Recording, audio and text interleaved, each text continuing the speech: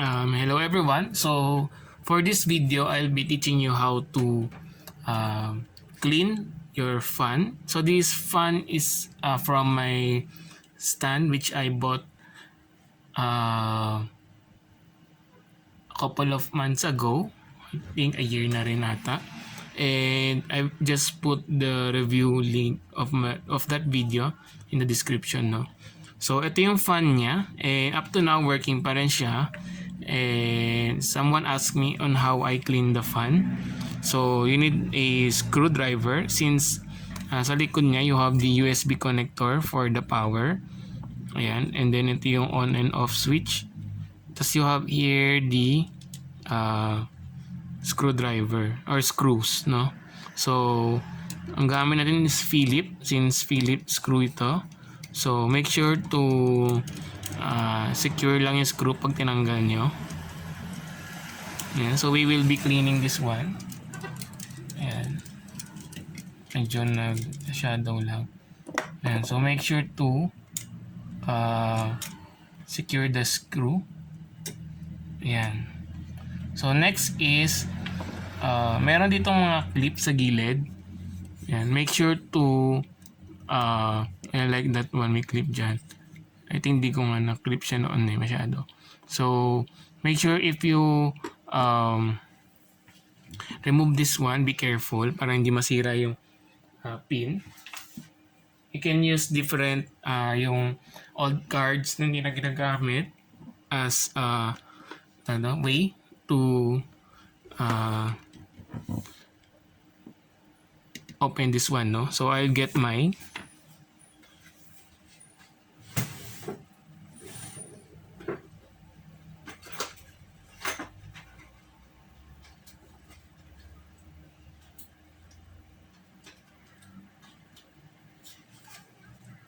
So I have here some old card lang, and which is not anymore in use. And so make sure to push it gently, no, para mawala siya sa pagkaka-clip niya.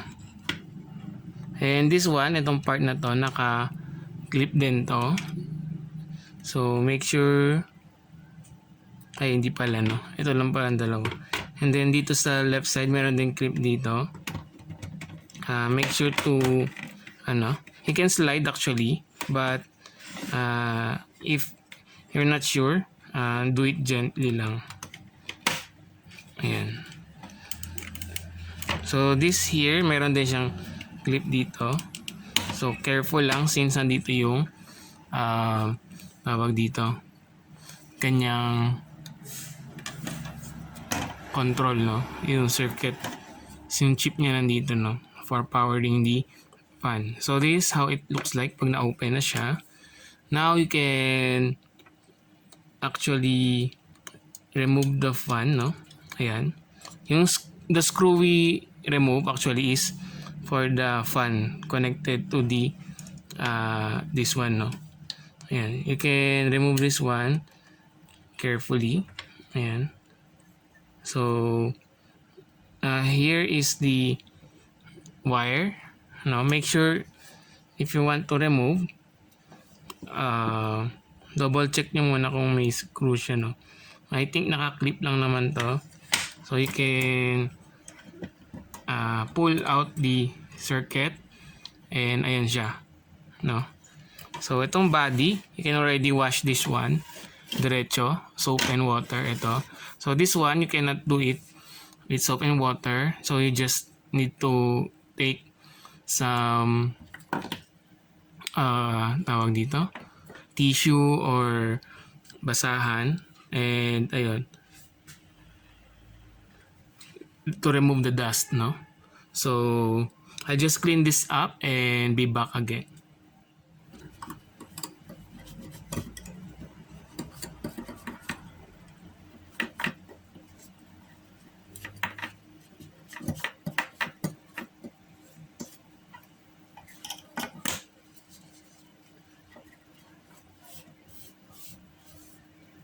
So if you're cleaning the fan, make sure your the cloth or the tissue that you will be using is not that basa, no? Hindi dapat di siya sobrang basa since baka pag nalagyan to ng water, hindi na siya mag-work, no? Make sure to uh, ano lang siya, no? Not too wet, no? Ayan. So, you may follow yung design ng fan to uh, wipe out all the dust, no? If you have blower, it's okay. If you have brush, no, and you cannot reach some of the parts, you may use a brush also.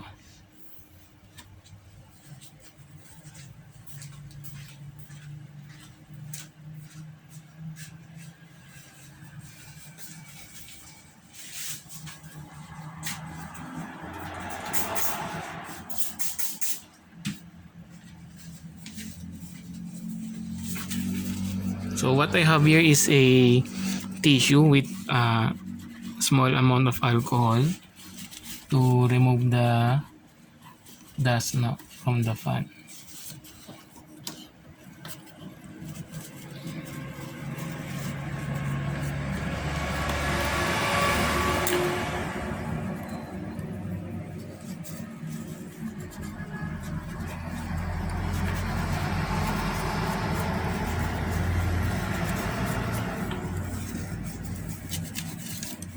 So just repeat the process until all the dust is removed. Ulit-ulitin na lang siya. Or pag okay na sa inyo yung itsura niya, no? Ayan.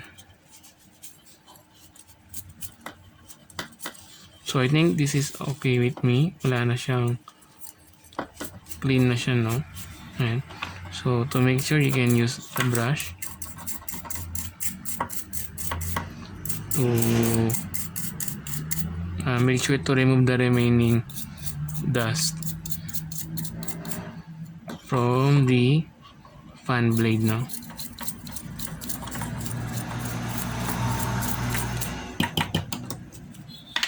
So yun guys, once tapos na kayo, linisin yung cover and yung fan itself, we can put the parts back again and check natin kung gumagana pa, no? You can use brush and dishwashing liquid, no, to remove the dust here. For this one, just use pamunas, no, any cloth or tissue, and make sure it is not too wet, no, pag pinunasan nyo siya. Ayan. So babalik lang natin siya. Make sure check nyo kung tama. So ganito yung position nito. Ayan. May guide naman yan. Ayan. And then press nyo lang and make sure nakalabas tong switch since siya yung on and off button natin. And then just put here the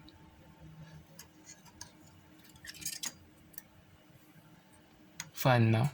So mahaba yung ano ng fan natin, cable. So make sure to secure it, no, na hindi siya lahat nandito, no? So you should check your fan. May ano naman siya dito. Dapat lapat siya dun sa design dito, no? So lalapat lang natin. So, ganito. Ayan. And hide natin yung cable, no? Excess cable dito. Ayan. So yan na lang siya dyan. Tulak nyo lang.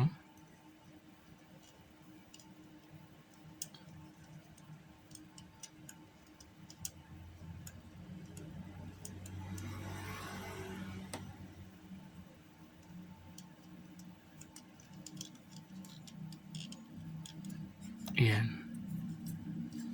So, ayan na siya. And then, kabit nyo lang yung cover. Ganito. Ayan. Make sure lapat siya dun sa mga locks niya. So, before nyo pala ilapat, pwede nyo na put the screws back. Ayan. So, dito lang naman yung screw. So this will hold the fan with the base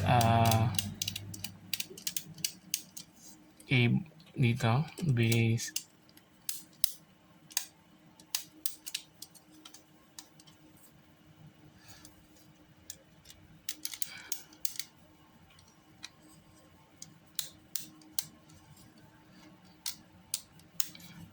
So make sure to push the part here, no, para kumapit yung screws. Ayan.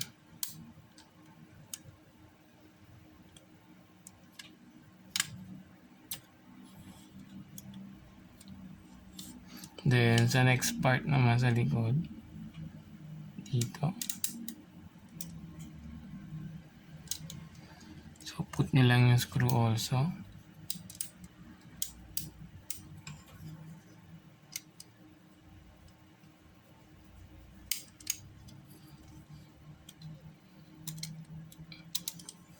So make sure it will be able to reach yung dulo ng nut. Ayan. Ayan. So make sure hindi siya gumagalaw. Then you just put on the cover. Ayan. Lapat nyo lang dun sa mga locks niya.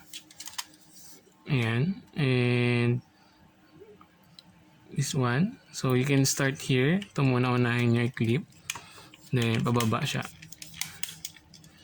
Ayan. So there you have it. Press down nyo lang to make sure na na-lock siya, no? Ayan.